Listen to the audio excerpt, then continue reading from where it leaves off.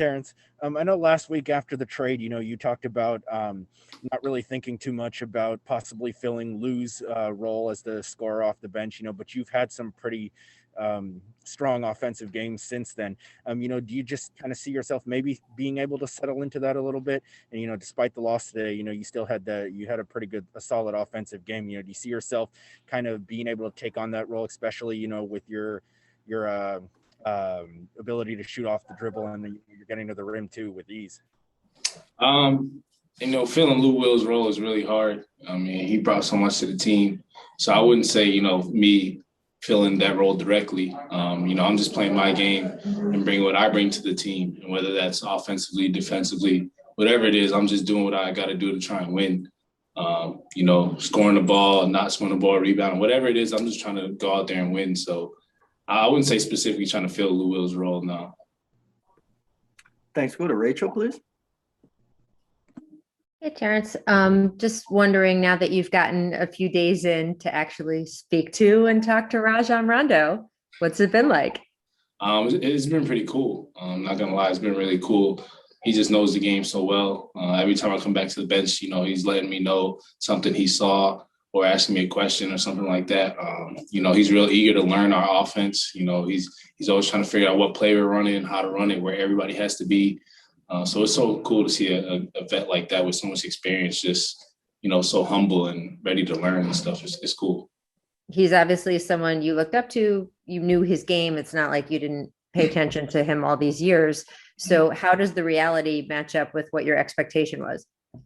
It's right there with it. I mean, that's Rajon Rondo, and he's living up to the, that reality. I expect him to be who he is, just a guy coming in here, teaching everybody everything, what he knows. Even the way he passes the ball and walkthroughs, like you could just see, like he's real advanced with it. So it's cool to be around him. Nice, thanks. Thanks. Go to Miriam. Hey, Terance, you tweeted this week that it's been a long week, and obviously you guys have had a bunch of games and you've been playing crazy important minutes. Was that a reflection of that, or how you doing? I'm doing well. It has been a long week, a lot of games, a lot in little days. That's just a result of it. Your body can get a little bit tired, but you just got to fight through that and learn how to, work your body off the court to be ready for games like, back-to-backs and games against big teams like this. Is that a process? Like, what have you learned in the last year or so about how to do that?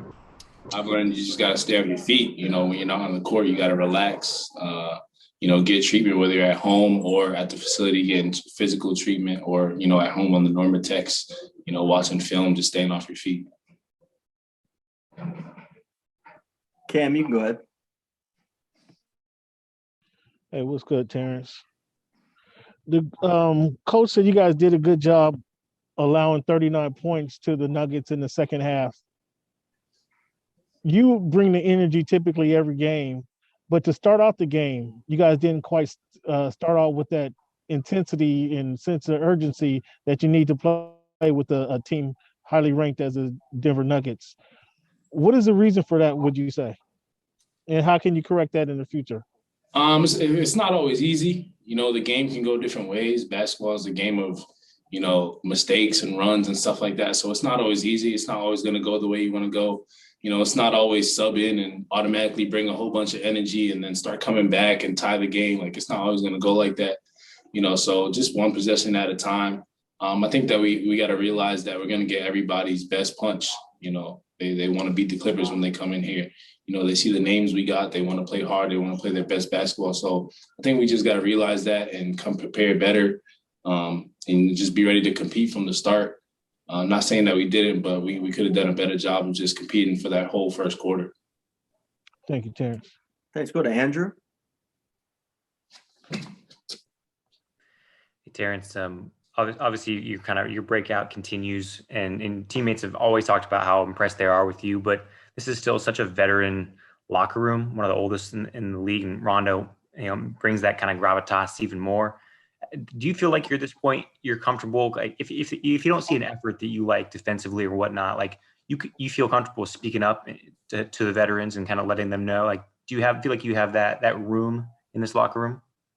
Yeah, for sure. I mean, these guys know me. These guys know that, I want to win and how bad I want to win. And they know that I'm going to bring the energy. So, if I do speak up, it's not coming from a place, other than I'm trying to win and, they're trying to win. And I can see their response. They take it. They're like, all right, yeah, let's go. You're right. Blah, blah. We just get on to the next play. So I would say so. I've been with these guys for almost 2 years now. So, we all know each other. It's all fine. But yeah, I feel like, I could speak up and say something if we don't see things going the way it should be.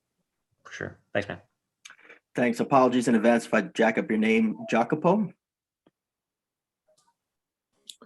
Yeah. Hi, Terance. What do you feel is the biggest part of your game that got you into this role very important for your team? The biggest part I'd probably say is my aggression offensively, just applying what I've worked on, all off season, all beginning of the season, just applying it into the game and picking my spots where I know I can, score without being too selfish or score without, forcing anything, just picking my spots. And, a lot of it comes with film and watching, where I can and can't score. Thanks. We'll take one last one from Mason. Hey, Terance. You guys, it seems like you did a pretty good job guarding Jokic, at least, in terms of scoring, but everybody else kind of beat you. Is it frustrating when you take away a team's best player and yet they still find ways to get the best of you?